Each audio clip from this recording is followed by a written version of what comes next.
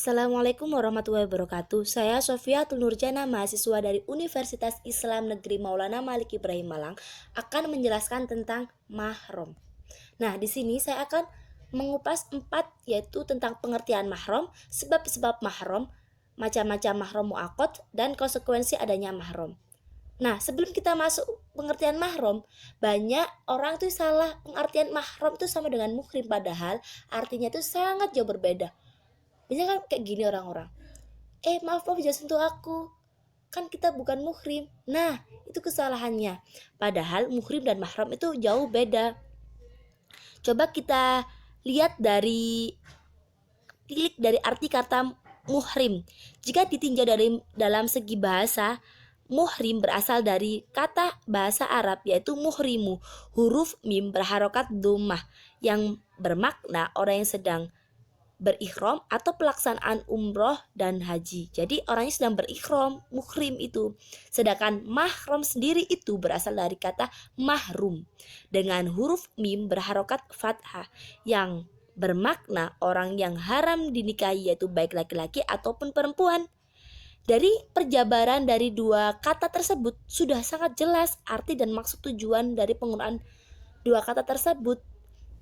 Nah, coba kita sekarang masuk dalam pengertian mahram sendiri. Nah, pengertian mahram sendiri yaitu orang yang haram untuk dinikahi karena sebab keturunan, persusuan, pernikahan dalam syariat Islam.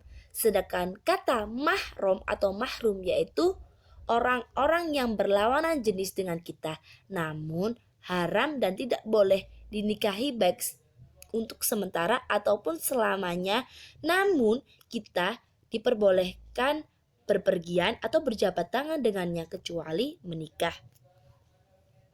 Nah, sekarang kita masuk ke sebab-sebab mahram. Nah, di sebab-sebab mahram itu ada 3 garis besar, yaitu ada nasab atau hubungan darah, kedua yaitu ada ridho yaitu persusuan, ketiga yaitu musyaharah yaitu pernikahan. Nah, contoh yang dari hubungan darah itu seperti ibu kandung, anak wanita, saudara kandung wanita, bibi dari ayah, bibi dari ibu, anak wanita dari saudara laki-laki, anak wanita dari saudara wanita, kayak gitu. Sedangkan dari persusuan itu contohnya seperti ibu yang menyusui, ibu dari wanita yang menyusui yaitu nenek, atau ibu dari suami yang istrinya menyusui yaitu nenek juga. Terus ada anak wanita dari ibu yang menyusui yaitu saudara wanita sesusuan, yaitu terus ada lagi seperti saudara wanita dari suami wanita yang menyusui, ada saudara wanita dari ibu yang menyusui. Dan kalau misalnya dari pernikahan itu contohnya seperti ibu dari istri yaitu mertua wanita, terus ada anak wanita dari istri yaitu ada anak tiri, atau ada lagi seperti istri dari anak laki-laki atau menantu perempuan, istri dari ayah yaitu seperti ibu tiri. Nah, sebab-sebab mahram itu dalam Islam tuh dibagi dua, yaitu ada mahram mu'abad dan mahram mu'aqad. Nah, mu'abad itu yang masuk tadi dalam 3, yaitu hubungan nasab, persusuan, dan pernikahan. Nah, sekarang aku mau jelasin tentang mahram mu'aqad. Nah, mahram mu'aqad sendiri itu adalah merupakan suatu golongan mahram yang tidak diperbolehkan untuk dinikahi pada keadaan tertentu saja, serta bila kondisi ini hilang maka halal. Jadi mahram mu'aqad ini tuh mahram temporer gitu. Jadi jika sementara gitu, gak selamanya seperti yang mahram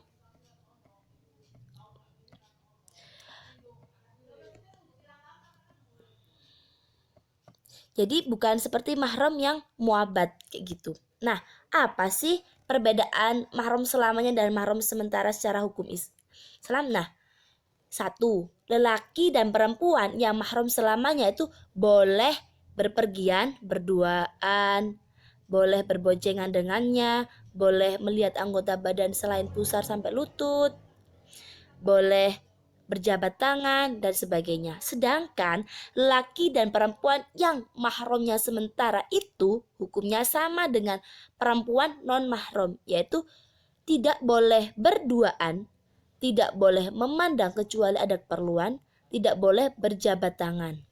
Kayak gitu. Nah, mahram mu'aqqad sendiri itu kayak siapa aja sih gitu kan. Nah, itu seperti yang pertama, adik atau kakak ipar. Nah, artinya kenapa tidak boleh menikah dengan seseorang perempuan sekaligus menikahi saudaranya dalam waktu bersamaan, baik saudara karena nasab ataupun saudara karena persusuan, baik dalam satu akad maupun dalam akad yang berbeda. Jika pernikahan dilakukan dalam satu waktu, maka batallah pernikahan keduanya. Kecuali jika perempuan yang pertama meninggal atau setelah dicerai lalu habis masa iddahnya, maka saudara perempuannya tadi boleh dinikahi. Jadi kayak misalnya adik kakak gitu kan. Nah, kakaknya ini habis dinikahi sama si A. Nah, terus ini tuh si kakaknya tuh meninggal atau dicerai sama si suaminya ini. Nah, si adiknya ini boleh kok dinikahi gitu. Kecuali tadi ada syaratnya. Terus kemudian ada ibu atau ayah dari istri. Terus ada istri yang memiliki suami dan istri kafir jika ia masuk Islam. Nah, itu penjelasannya dalam Quran surat Al-Mutahannah ayat 10. Yang artinya, hai orang-orang yang beriman, apabila datang berhijrah kepadamu perempuan-perempuan yang beriman, maka hendaklah kamu uji keimanan mereka. Allah lebih mengetahui tentang keimanan mereka. Maka jika kamu telah mengetahui bahwa mereka benar-benar beriman, maka janganlah kamu kembalikan mereka kepada suami-suami mereka, yaitu orang-orang kafir. Mereka tidak halal bagi orang-orang kafir itu, dan orang-orang kafir itu tidak halal pula bagi mereka. Dan berikanlah kepada suami-suami mereka mahar yang telah mereka bayar, dan tidak berdosa atasmu mengawini mereka apabila kamu membayar kepada mereka maharnya. Jadi yang maksud nomor poin dari 3 itu, istri sama suami itu kan non-Islam, kemudian si istri masuk Islam. Nah, kan suami istri tadi kan dikawinkan pakai mahar. Nah, si istri ini masuk Islam, kemudian boleh dinikahi sama si cowok lain yang Islam. Tapi dengan syarat mahar yang tadi sama yang Kristen, yang non-Islam, maksudnya sama yang non-Islam itu diganti dulu, jadi boleh dinikahi kayak gitu. Kemudian yang keempat ada wanita yang telah bercerai 3. Nah, maksudnya dari situ tuh maka dia diperbolehkan menikah dengan suaminya yang memiliki sampai dia menjadi istri dari pria lain. Jadi maksudnya kayak gini, ketika si wanita ini tuh udah cerai terus sampai 3 kali, kemudian si wanita ini tuh harus dinikahi orang lain baru kemudian dia bisa rujuk kembali nikah sama si pria tadi. Kayak gitu maksudnya. Jadi kembali ke mahram. Terus kemudian yang kelima, wanita musyrik sampai ia masuk Islam. Nah, ini tuh ada penjelasannya juga dalam Quran surat Al-Baqarah ayat 221 yang artinya, dan janganlah kamu menikahi wanita-wanita musyrik sebelum mereka beriman. Sesungguhnya wanita budak yang mukmin lebih baik daripada wanita musyrik, walaupun dia menarik hatimu. Jadi ketika ada orang musyrik kemudian ia masuk Islam, kayak tadi yang di nomor 3 poinnya hampir sama kayak gitu, jadi boleh dinikahi ketika dia udah masuk Islam kayak gitu. Kemudian keenam, perempuan muslim tidak harus menikah dengan seorang ahli Taurat pria atau kafir laki-laki. Kemudian ada wanita pezina. Nah, di wanita pezina ini itu boleh dinikahi apabila jika ada 2 syarat terpenuhi, yaitu wanita tersebut telah bertobat dan masuk Islam. Kedua, melaksanakan istibro, yaitu bukti kosongnya rahimnya dia. Jadi dia tuh tidak hamil, tidak apa-apa, jadi kosong rahimnya. Jadi dia tuh wanita berzinah tuh boleh dinikahi gitu. Jadi kan antara bisa menjadi mahram kita. Kemudian ada wanita yang berihram sampai ia tahalul. Kemudian ada wanita yang ke-9 terakhir ya, ada wanita membuat istri kelima sementara masih memiliki istri keempat. Nah, maksud dari di sini itu kayak gini. Itu udah kayak dijelasin gitu loh. Di dalam Quran surat An-Nisa ayat 3, maka kawinilah wanita-wanita lain yang kamu senangi, yaitu 2, 3, atau 4. Nah, dalam kemahroman ini tuh semuanya itu udah ditulis oleh Allah di dalam Quran surat An-Nisa ayat 22 sampai 23 yang bunyinya tuh kayak gini. Dan janganlah kamu menikahi perempuan-perempuan yang telah dinikahi oleh ayahmu, kecuali kejadian pada masa yang telah lampau. Sesungguhnya perbuatan itu sangat keji dan dibenci oleh Allah, dan seburuk-buruk jalan yang ditempuh. Diharamkan atas kamu menikahi ibu-ibumu, anak-anakmu yang perempuan, saudara-saudaramu yang perempuan, saudara ayahmu, saudara ayahmu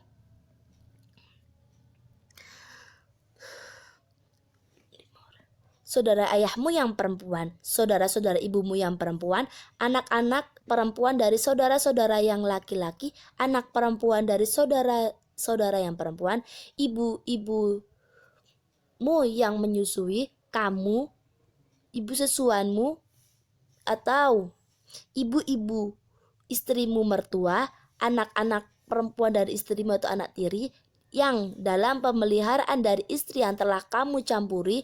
Tetapi jika kamu belum mencampur dengan istrimu itu dan sudah kamu ceraikan, maka tidak berdosa kamu menikahinya, dan haramkan bagimu istri-istri anak kandungmu, menantu, dan diharamkan mengumpulkan dalam pernikahan 2 perempuan yang bersaudara, kecuali yang telah terjadi pada masa lampau. Sesungguhnya Allah Maha Pengampun dan lagi Maha Penyayang. Itu isi dari Quran surat An-Nisa ayat 22-23. Nah, konsekuensi adanya kemahroman itu yaitu tidak boleh menikah dengan semahram, boleh menjadi wali ketika pernikahan, tidak boleh bersafar atau berpergian kecuali dengan mahramnya, tidak boleh berkhualat atau berdua-duaan kecuali bersama dengan mahramnya, tidak boleh menampakkan perhiasan kepada kecuali mahramnya, terus tidak boleh berjabat tangan kecuali dengan kemahromannya.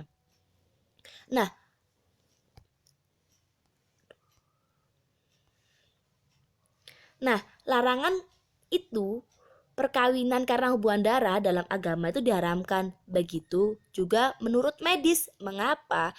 Karena perkawinan antara keluarga yang berhubungan darah akan mengakibatkan keturunannya kelak kurang sehat dan sering cacat.